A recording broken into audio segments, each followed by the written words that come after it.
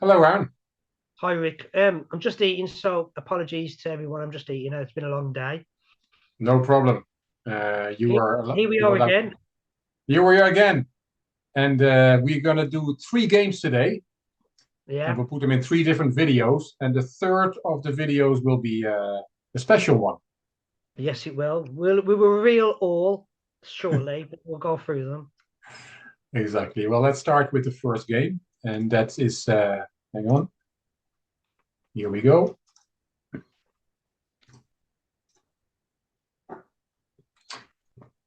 It is the game where you were black. So let's flip the board. You see the chessboard?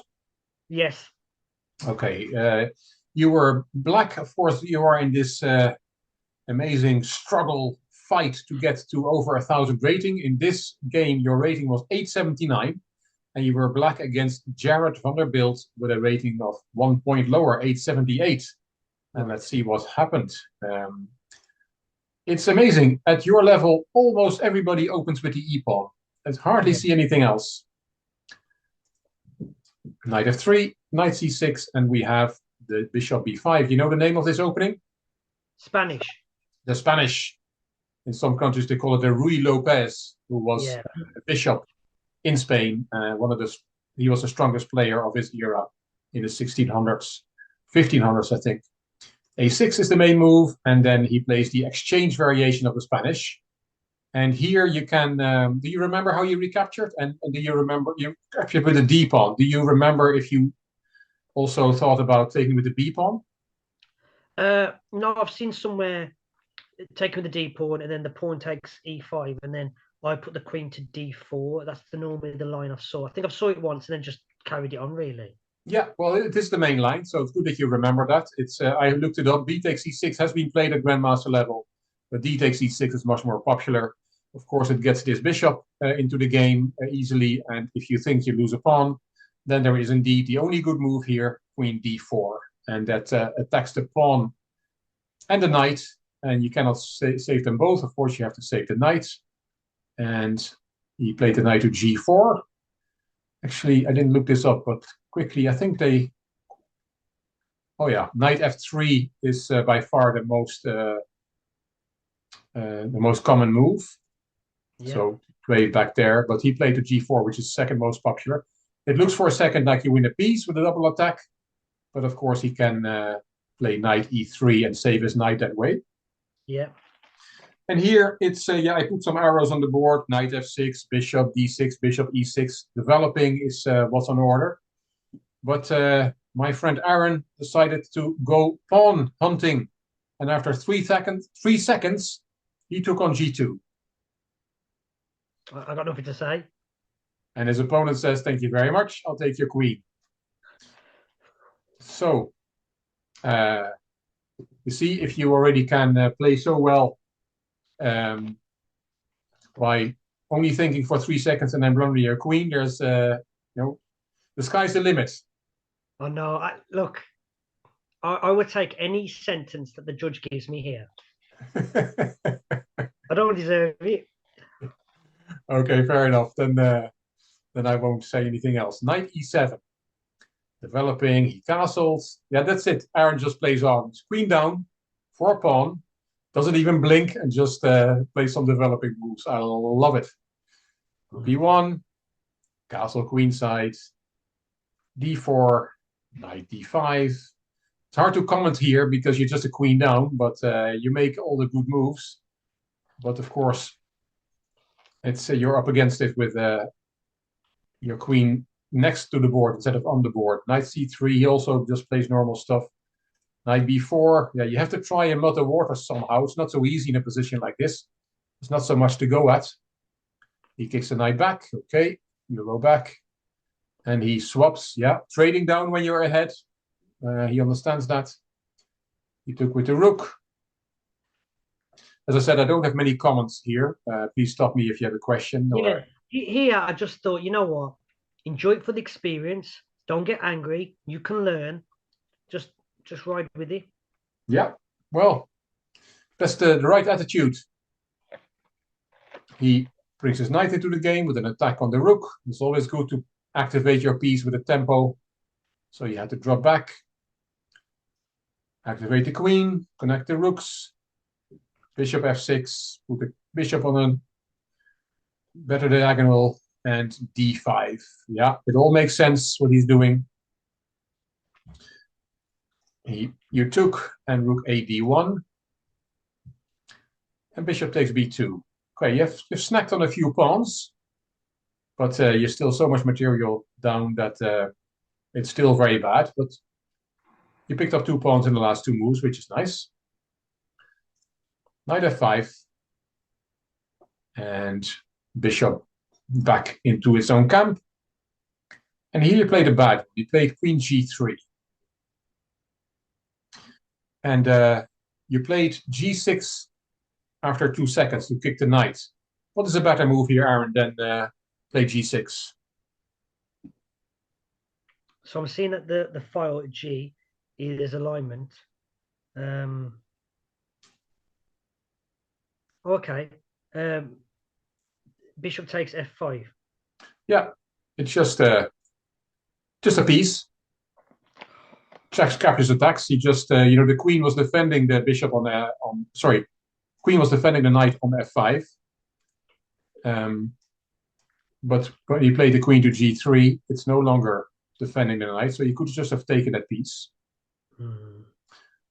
Okay, so again, you used only 2 seconds here and played g6, so knight e3, and now the knight is on the safe square. d4, attacking the knight again, knight g4,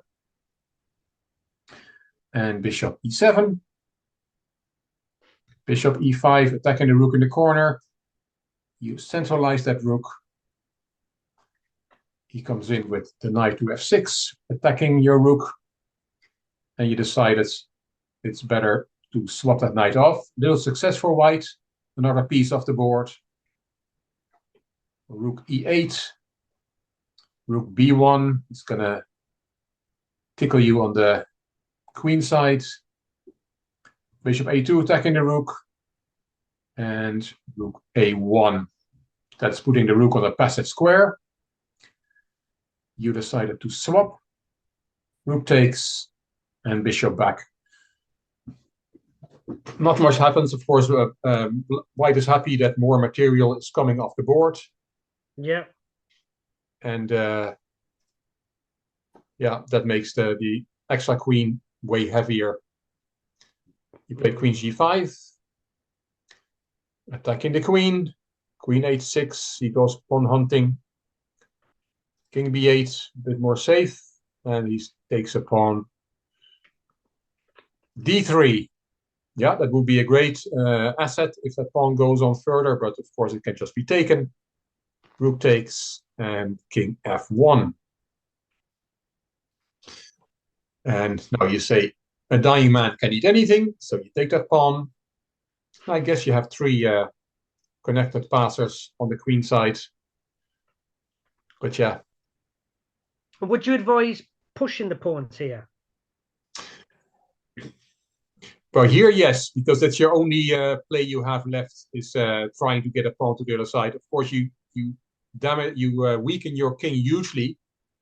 So if the material is equal, I would advise against it, because with queen, rook, and bishop for white, you would expose your king too much. Yeah. But in this desperate situation, yeah, it's the only thing you have left is those pawns. So play them up and see what happens. Yeah. You have no other play. You can check, and you went to a7, queen e8. He's not really sure how to win this. Of course, he just has to aim all his pieces at your king, at your queen side, at your king, and then something will happen. Check, king g2.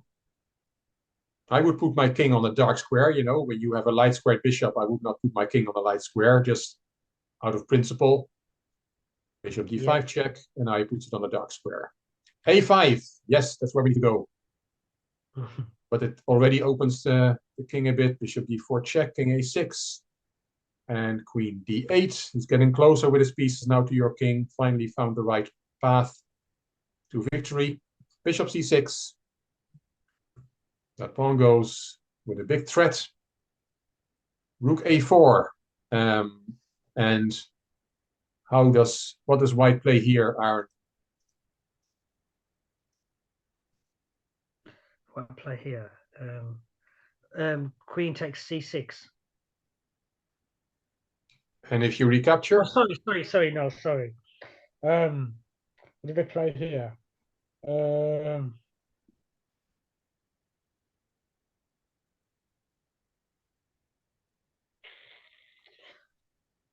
Okay, rook to a1.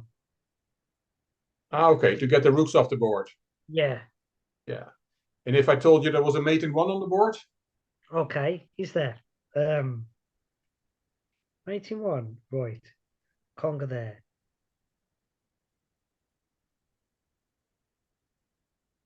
Black mate in 1 or white? White. It's white to play. You've just played rook a4 and it's white to play. Oh, this is...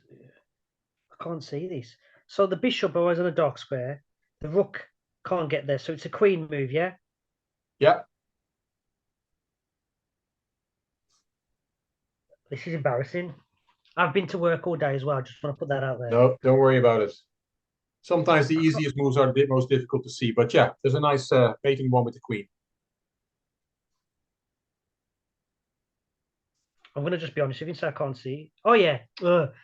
B6. Queen b6. Checkmate. Yes, nicely protected by the bishop. Yes, I was so trying to that's look for some coffee house maneuvers, and it's never there. Yeah. Just trying to look for something fancy. Yeah, I guess, with an extra queen there, and the queen and bishop are close to the king. Yeah, then these moves are sometimes there straight away. You play bishop e3 because you're attacking his bishop. There's nothing wrong with that move, apart from the fact that he could have already shaken your hand. Rook e4. Yeah, pinning the bishop.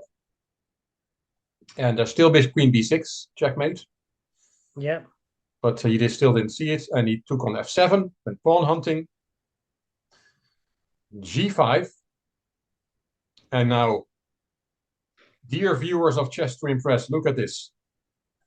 Why are we showing this game? Because white went pawn hunting again and just said, why don't I take that pawn? And then Aran said, why don't I play rook takes e1? Do you want to say it or shall I? Say again? Do you want to say it or shall I? Oh, you say it. Checkmate! I literally stood up from that computer chair of mine and I looked outside. The bin men must have thought someone had been murdered. I don't know. And I went, come on! Ugh. There's nothing more satisfying than winning a totally lost position. They are the best. That's nice. I'm really happy with that. Yeah.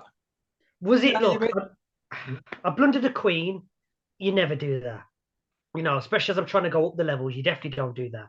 You had checkmate in 1, but I just kept positive. I just kept going. And as we've said, that's one of your strengths, Evan. You just keep going. And look, I got an extra 8 points. Should I have blundered the queen? No. Just I was playing a lot and whatever happened. There's no excuse. But you know what? Can I just say this rook and bishop combination is because of the tactics that we've done. Yeah. As soon as he took that, I said, I'll have 2 champagnes, please. And I went, checkmate. Because in my head, I knew that was the combination because of the tactics that we've done. That's the God's honest truth. I wouldn't have found that otherwise. Yeah. Yeah, and as we talked about a number of times before, chess is also setting your opponent problems.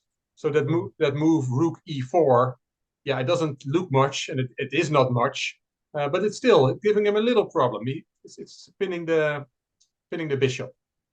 Okay, the fact that he could have played mate in 1 makes it not a great trick, but at least it's doing something. You pin the bishop, you give him a chance to go wrong. If you put the rook on another square, you don't give him a chance to go wrong. That's what very good players are very good at is in bad positions setting their opponent problems. And Yeah. This is And this is what I'm saying. that's Later on we're going to see. Oh, sorry. The piece got blundered, and then, as I went up the rating, the knight I took. That, look, I'm nobody in chess, but I'm saying there's no excuse because I lost a queen and I continued. exactly. Chess is also about not giving up and fighting like a lion. And you're right. You could easily have given up after that queen takes g2 move. Yeah. And Bless you. Let's yeah, do it. it's lovely. Thank you. Right, Yeah, next game, please, Rick. Thank you. and of course the g pawn is gone because your queen takes g2. That's why you need a bishop to make sure the king cannot escape. Would you Yeah. believe me if I said I had it planned all along? Yeah, yeah. No, that's if there was no mate in one here and there, then I would have believed you. But yeah. Oh, Okay. Anything else in this game, Aaron? no, thank you. Okay.